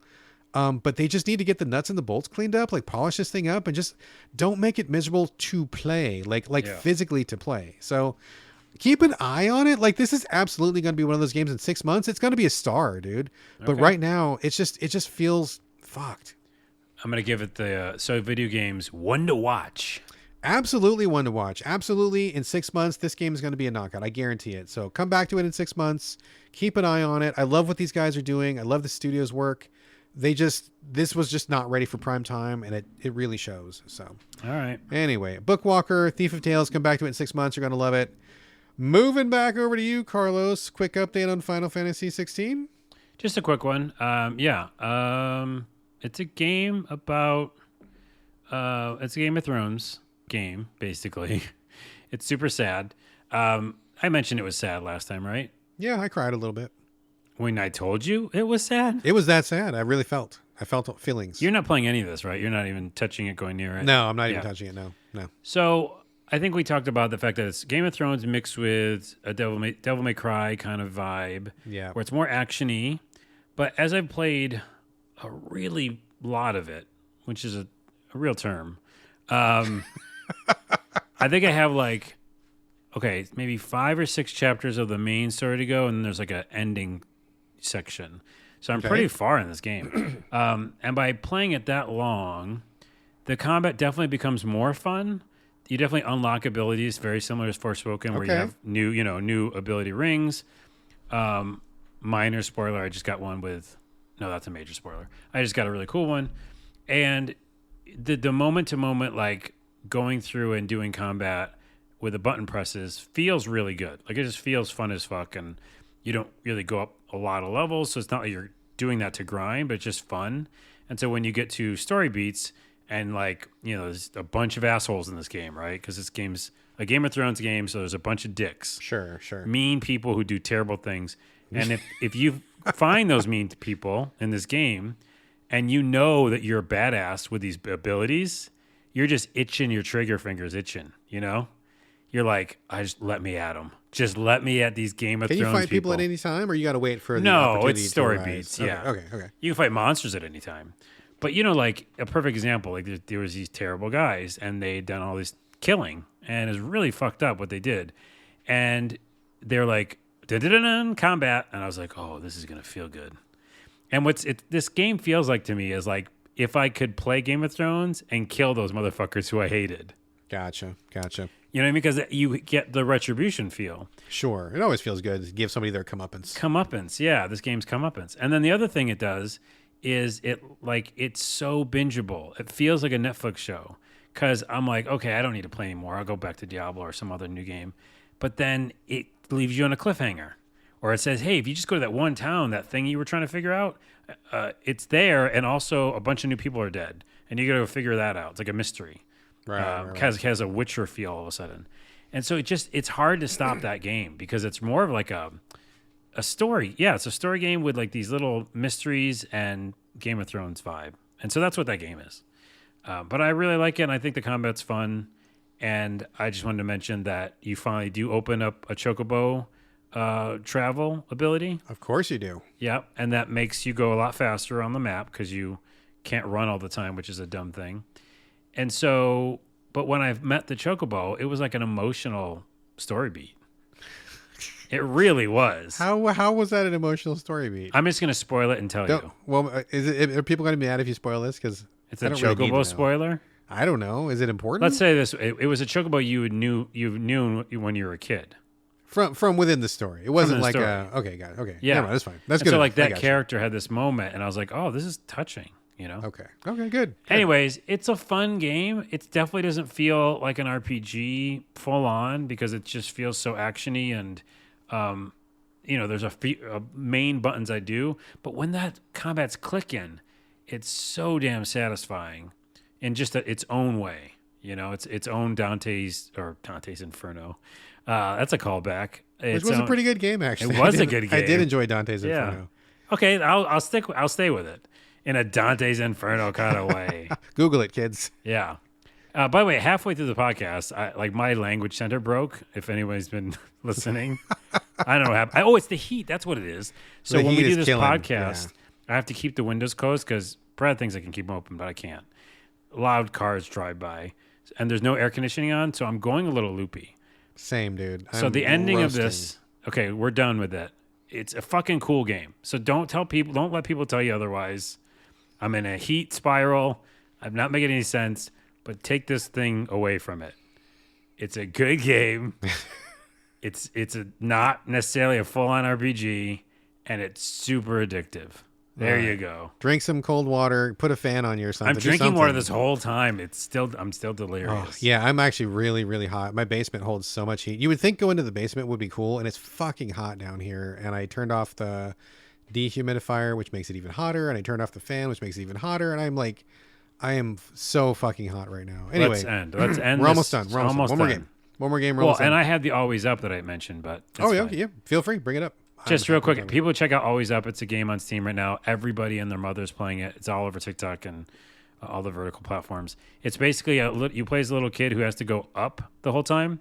Hence, it's called Always platformer? Up. It's a third-person platformer, and the only thing is its default is WASD with a mouse, and I'm like, fuck you to hell. I'm never gonna play a platformer where if you fall, it's like a bad deal, right? So you can use controller. It's a little wonky. You have to work with the sensitivity sticks. But the point is, as you're doing these jumps, you're just going up the whole time. You're trying to find a weird ladder, and then there's things in the sky that don't make any sense. Like there's a elevator, but the elevator breaks and you fall through the elevator, and so it's tricking you all the time too. But the thing is, you do the slow motion mechanic, and when you're holding down the slow motion button, then it seems like doable. Do you know what I mean? Because you're doing a jump and then you hit slow motion, and then you're going really slow, and you could plan where you're going to land. And so that's the main hook of the game, is that you jump, you try these crazy things, you try not to fall, because if you fall, you're fucked, And you're trying to go up and up and up through all these contraptions, and you're using your slow motion. It's super streamable. People just want to watch people play. It's called Going Up? It's called Always Up. Always Up. Okay. Never heard of it. I'll check it out. It's more of a check it out. yeah, it's kind of fun. Is there an exclamation point at the end of its name? I don't think so. Okay. All right, last game of the show, Sky Caravan. This one came out of nowhere from Red Deer, and I really am a fan of Red Deer games. They're one of those, they're kind of like an Annapurna to me, where they always take chances. They've got some really interesting stuff. It doesn't always land with me, but man, they're bringing the kind of games that like you just, anything that comes out, I gotta just take a minute and see what they're doing, because so many surprises, so many neat little things, so many just really quirky, really neat games that I have ended up liking. I like Red Deer a lot. If you're not familiar with them, make sure you check out their back catalog. They're always cooking up something cool.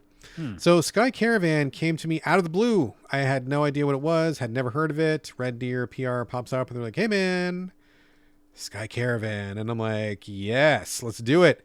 It is a visual novel where you play a 2D hand-drawn graphics, really cute graphics. I like the graphics a lot. You play so you have your choice of choosing your background. It's almost like Mass Effect in that way, where you can be like a poor person background, a military background, or like, I forget what the third background, whatever. You choose a background and it affects how everybody in the game reacts to you. Like everybody, I chose the poor background, so everybody's like, oh wow, you must have come from adversity to do this thing or whatever. Like, so it matters. But you have come from adversity to be the captain of a spaceship. And so you've got a bunch of money that you owe to somebody for bad reasons. And they go into that. And you got to work off your debt, as so many of us do in real life. I'm sure this is too real already. So you go to work for these capybaras, which is fucking funny as hell and just really interesting. The capybaras are like these bartering people, and they're big and fuzzy, just like you think they would be. It's really funny. So anyway, they hook you up with a crew. You have this guy with a questionable past. There's a lady who has 2 bionic arms plus a regular arm, so she's got 3 arms. And then you've got a cook who is a giant bipedal anteater. And the 4 of you go on your ship and you like do these different missions. And your first mission is like, okay, take these like exotic eggs to a pet dealer in this galaxy far away or whatever. So like you go off and like the whole thing is just about choices, right? So you start off on the ship and you don't know your crew. So everybody's like feeling really awkward. Everybody needs the money for whatever reason. Everybody's got their own background. And you kind of just really like lightly talk to them like, oh,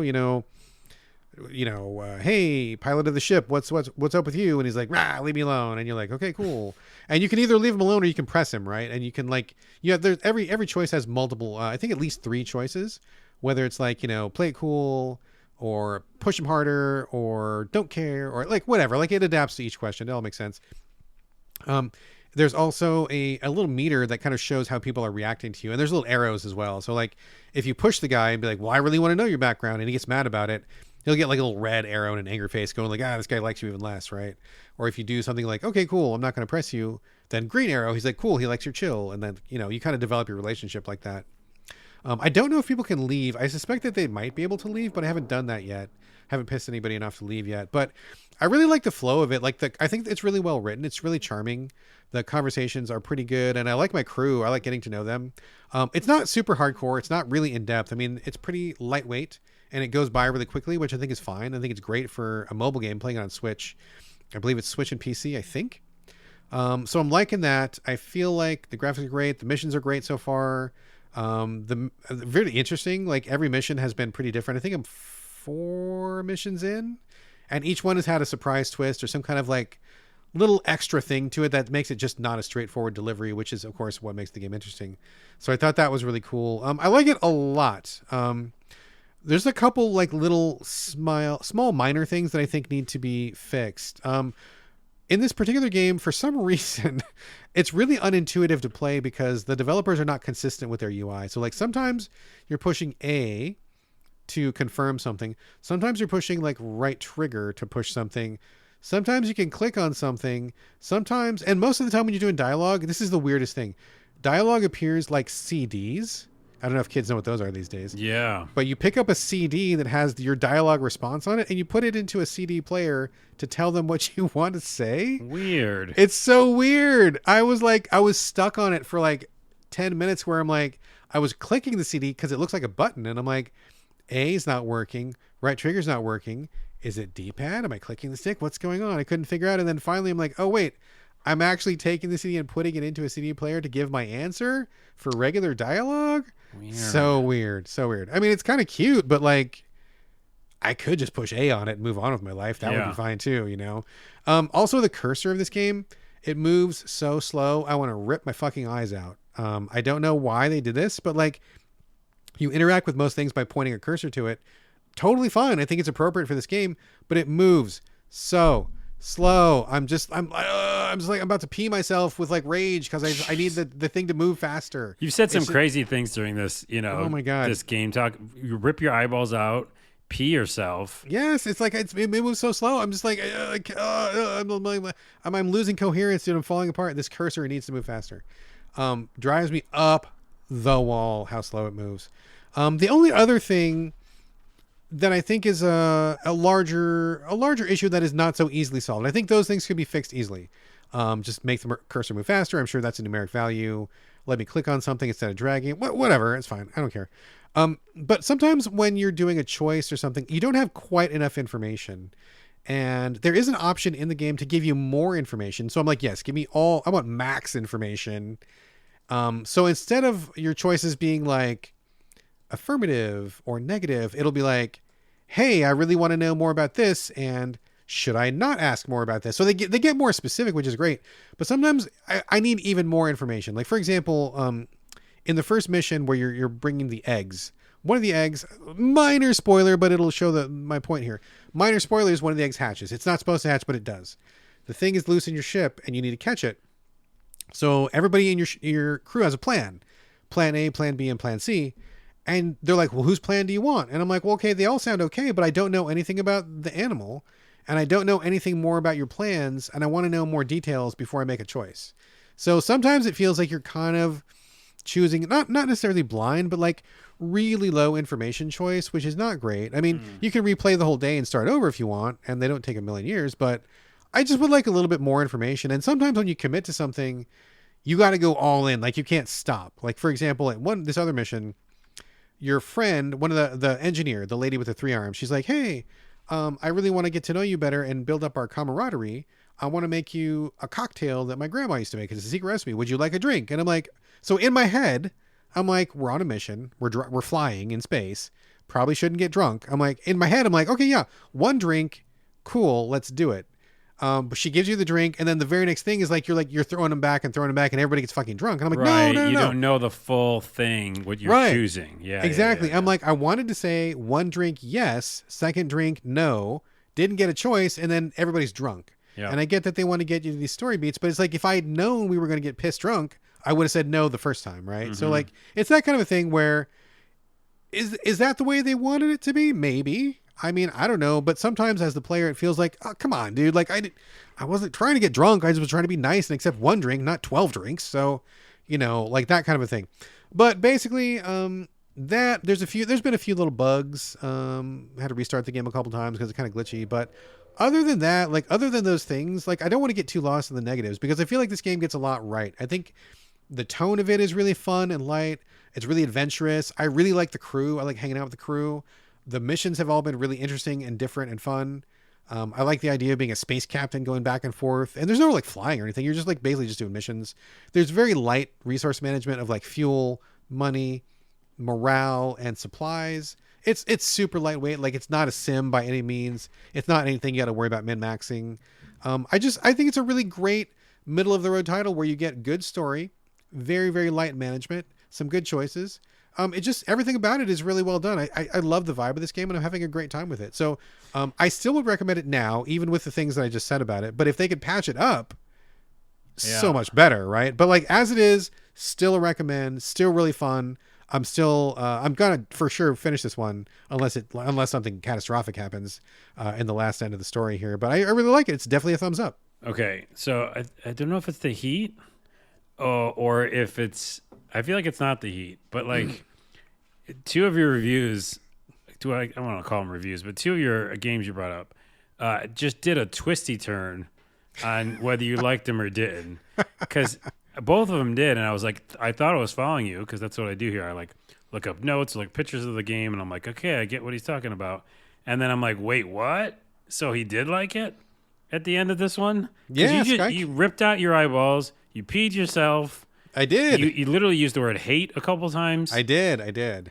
And then you like it. I do like this game. And the other one was about books, and it looked really cool and super awesome artwork. And you like the games they did in the past, and you do not like it. I did like it, but I can't play it. I know. I'm going to come back. I'm confused, is what I'm saying.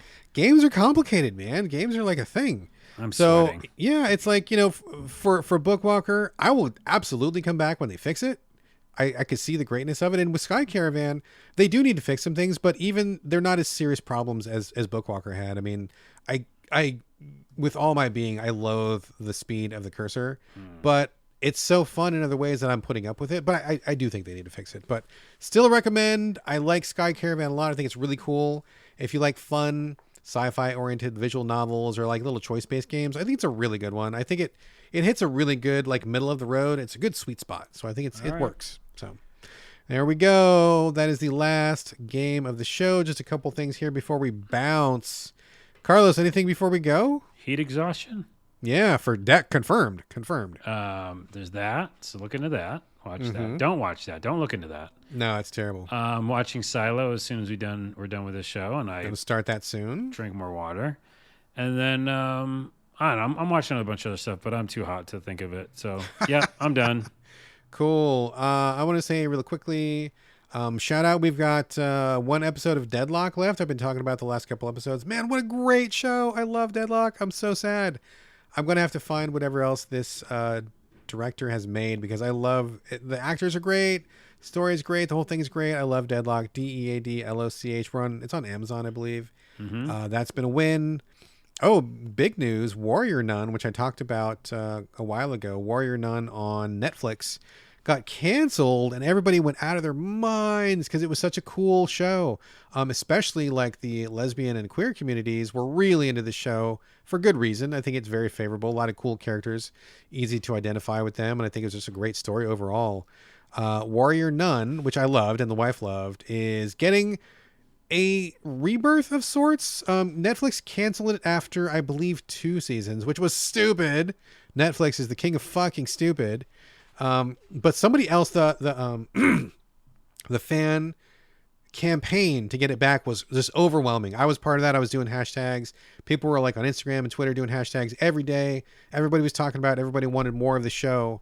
I mean, I don't know what else you could have done. It was like impossible to avoid if you were in these circles, and it was like the biggest outcry, the biggest fan movement. Like, there clearly was a market for this stuff. So the director and the creator of the show said a couple days ago, it is coming back, not with Netflix though. Netflix is done with it, but he has apparently successfully sold it to some other channel. So they're going to be bringing it back. They're not sure whether it's going to be like a wrap-up movie or maybe like a final season, but he's like, we're going to do something. We're going to do one more. We're going to, we heard what you guys did. We heard the outcry. We're going to come back and finish the story for you. So that's great. I'm really excited about that. Warrior Nun is great. I definitely recommend it. I think there's 2 seasons on Netflix and a 3rd season TBD, but at least it's coming, which is amazing. So cool. One thing kind of toy related, getting back into Thundercats, I talked about that, watching the show. Super 7, the toy company, has been putting out Thundercats Ultimates action figures. Really good quality action figures. They're like about 7 inches tall. Lots of accessories, really good sculpts. Probably the best Thundercats figures that have ever been produced. I started getting into those recently, and I think they're pretty cool. They are putting out the... Have you ever seen Thundercats, Carlos? You must have seen it. Jeez, I keep hitting my mic. I'm literally falling apart over here. Yes, of course I've seen it, and I saw the reboot, too. I like the reboot. I don't think you did. No, I haven't seen the reboot. I haven't seen it yet. Oh, jeez. I gotta watch it. It's wildly different, and I know you won't like it, but I think it's really good. Well, I'll check it out. I'll check it out. Okay. We'll see. But anyway, Super 7 is putting out a Cat's Lair. That is the base, the headquarters of the Thundercats. Yes. They're making a toy of it. Now, there was a toy back in the 80s, kind of like the equivalent of like a Castle Grayskull or something like that, Yes. But they're putting it out. This is for like adult collectors. Like they're looking at me and they're like, Brad, you need to buy this. They haven't announced a price. They've been teasing it all week. And everybody is like, holy shit, because the figures are like between 7 and 8 inches tall, right? And so they're showing these weird angle pictures. It's in shadow. They're like, it's coming. The Cat's Lair is coming. And when they showed a picture of Lion-O, the leader of the Thundercats, he's at the controls of the Cat's Lair. He's sitting down in a chair. He's tiny in this picture. and he's fucking like 8 inches tall, dude. So like, it's hard to imagine this. 8 inches is very big for an action figure. It's huge for an action figure. Yeah. So to see this huge action figure look tiny in this base that they're going to be putting out, I'm like, holy shit, that thing is bigger. It very well may be like the biggest like commercial release toy that's ever been made. It's huge. It's fucking huge.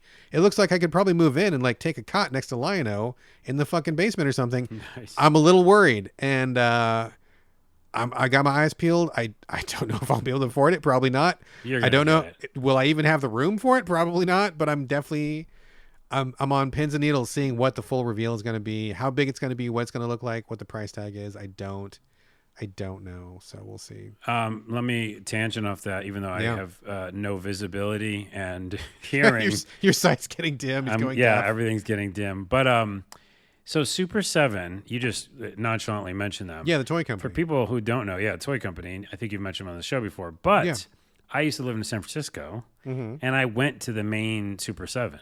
Oh, really? Are they based in San Francisco? Yeah, I think they are. I mean, like, they had the main shop there. Okay. It had like a warehouse, not warehouse, but it had like, kind of a shipping thing in the back. It was just a really small store. And maybe it was just a satellite store. I don't know. So I'm not going to talk on my ass. But I love that store because every time I would go, they have a bunch of mascots. Have you seen them or have them? I mean, possibly. I haven't not been the biggest fan of Super 7 because they have like a number of different toy lines, and they haven't been doing the toy lines that I've been into until recently. But now I'm all aboard. So I'm a recent convert. Let's put it this way. I might have known them when they started, actually, because and maybe this little store I'm talking about was so long ago. They basically all they had in their store was mascots, which is all these kind of like little their own unique ones, like Japanese monster, like alien, like mummy guy. And then they would have T-shirts of those, similar like to Gamma Go. Did you ever follow them? I don't think so. No, they're in SF too. So yeah, there's all these little shops in SF that had these kind of little toys and all these mascots. So I loved going there and just like picking up random ones. Oh, I still have some, by the way.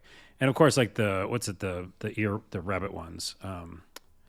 Were they like the little like the 3-inch type action figures? Yeah, a lot of those. Yeah. But then they would have like a vampire, like there was like 6 inches or something. Anywho, I went to their website. That's my remembering that I used to go to the store. And they also have T-shirts that are really cool. I don't know if you ever got a T-shirt, but there's I've never gotten enough to look it up. I didn't know they even did T-shirts. Yeah, they have T-shirts, and like some are like the Sea Monster and G.I. Joe. So I am going to buy some shirts from Super 7. Oh yeah! Oh, they had a whole apparel section. I had no idea. Yeah, and also I think they're growing because they have like a lot of sections on their website. So go check out super7.com today, and I'm gonna do it. They are becoming pretty popular. I mean, they've been popular for a while, so don't let me fool you. They just haven't been doing stuff that I was personally interested in, but they have been in the toy business for a while. Well, yeah, and they're now getting on the nostalgia train, right? So they've got Thundercats. They're doing Silverhawks, which I talked about, which I'm all in on. I believe they did some kind of a crossover with Mattel at some point. It seems to me like they bought some of the He-Man license as well, which is kind of how I eventually found out about them. But yeah, they do all sorts of stuff. So there's lots of cool stuff on their site, new toys, original stuff, like you said. And I didn't even know about the shirts and all that, but there's lots of stuff on their website, tons of stuff, more stuff than I could possibly buy. Here's the thing that's in my, it was going to be in my cart, but there's only extra small, or there's small and extra small. What? Damn it. This one's low stock, but it's a Good Grief black and white t-shirt with Charlie Brown saying good grief, but the good grief is in Japanese. Ah, gotcha. I'm like, that's hot shit. That would have been fun. That's a fun shirt. So anywho, check out super7.com. There we go. Stay tuned for that news on the cat's lair. Boy, that's going to be scary. Yeah. Anyway, all right, here we go. That's a show, folks. Thank you very much for listening. As always, send us your questions and comments. Hit us up, SoVideoGamesPodcast@gmail.com, or individually, Carlos, where are we directing your traffic this week, sir? Yeah, the alt TikTok, which is called A Lot of Things Podcast on TikTok. Watch out for that Grimace Shake. The Grimace Shake is not on that one, though. The Grimace Shake's going to just be on my Carlos Rodello one. So just watch out for it in general. I'm going to do your edit, by the way, right now after this podcast. We'll send it to me. I will show it to the family, and we'll see what they think. Okay. All right. As for me, I'm on basically every platform. It's my name, BradGallaway, all A's, no O's. And if you've got any tweets left out of your 600 for the day, come over and check me out Nice. over at Twitter. And this is going to do it for episode 343. Thank you again for joining us here on the So Videogames podcast. And we'll see you next week. See you next week. Falls to the ground.